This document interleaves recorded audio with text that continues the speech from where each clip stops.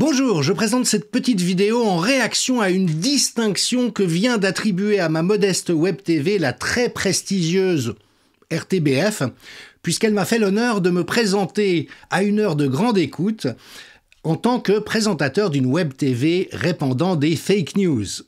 Alors évidemment que, dans la nouvelle réalité, c'est la plus grande distinction honorifique à laquelle je pouvais rêver. Ça vaut presque le prix Pulitzer.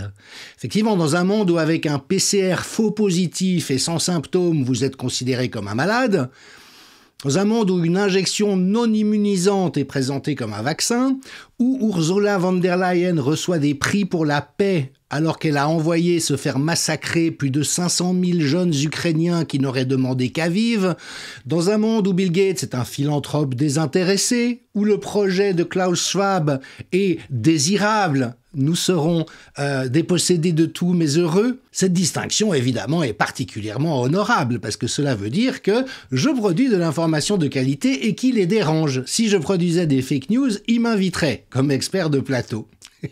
Parce qu'elle n'invite que des gens qui font partie ou qui servent les intérêts de la corruptosphère.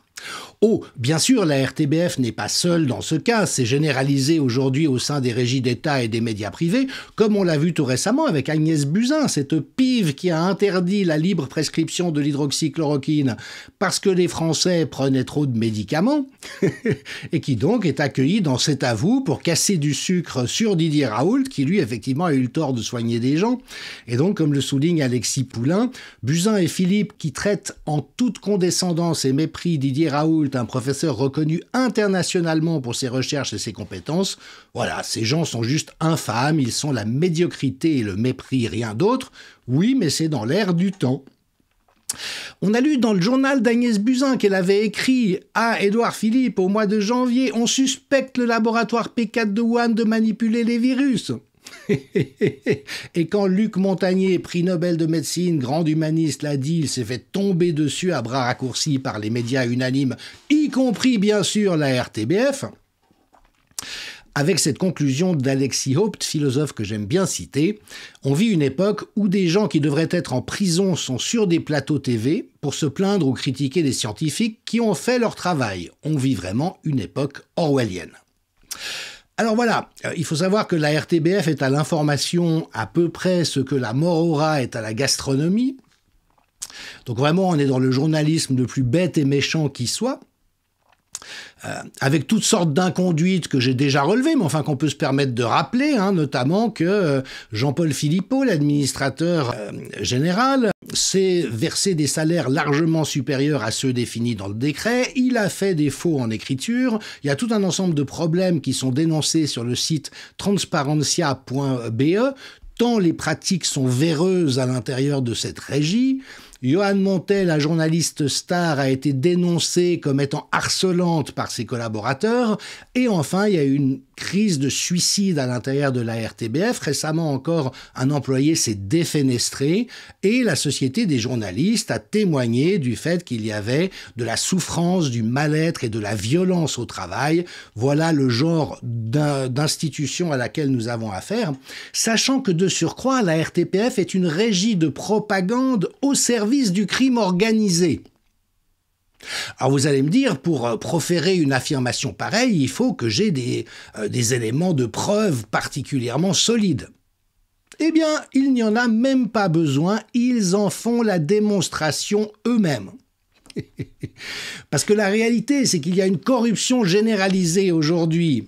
Selon le grand éditorialiste britannique Paul Baldwin, la Commission européenne actuelle, dirigée par Ursula von der Leyen, est la Commission européenne la plus corrompue de l'histoire de l'Union européenne. Transparency International a beaucoup travaillé la corruption dans l'industrie pharmaceutique et le secteur de la santé. Le juge belge en charge du scandale de corruption au Parlement européen, écoutez bien, a dit « Nous sommes entièrement dévorés par les organisations criminelles ».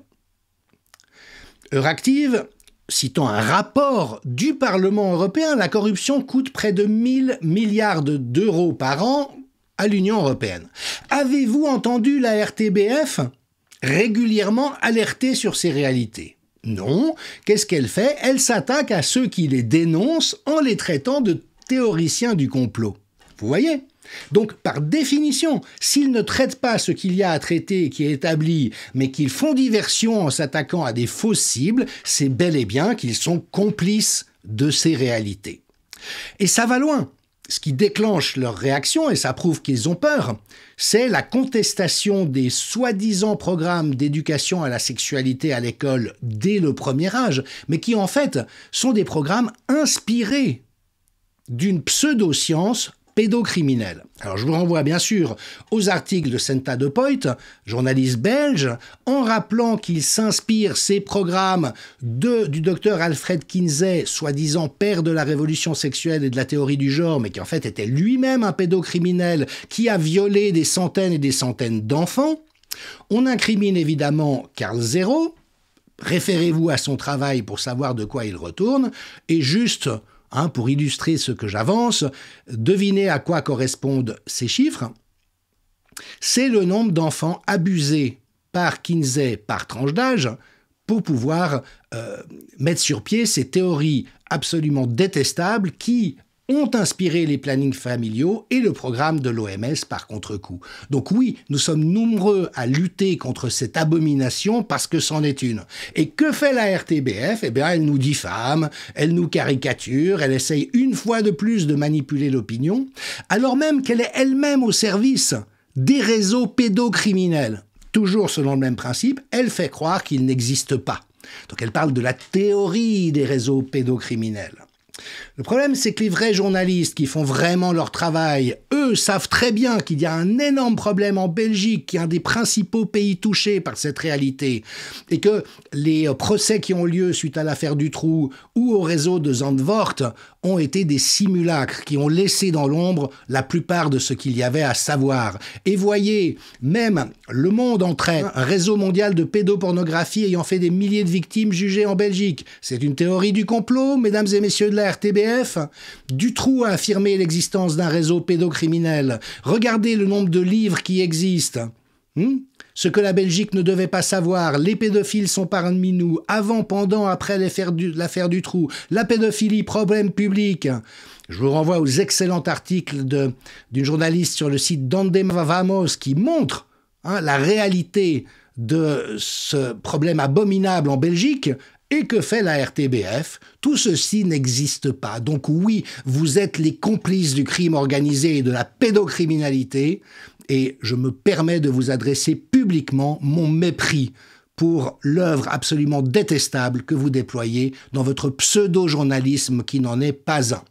Cela dit, je terminerai en remerciant la RTBF parce qu'évidemment qu'à chaque fois qu'ils nous mettent à l'honneur comme cela a été le cas, cela incite des milliers et des milliers de personnes à s'intéresser à nos productions et en toute ouverture d'esprit et légitimité, ils se disent voilà, la RTBF dit que ce monsieur se présente comme anthropologue et dit des fake news, qu'est-ce qu'il en est réellement?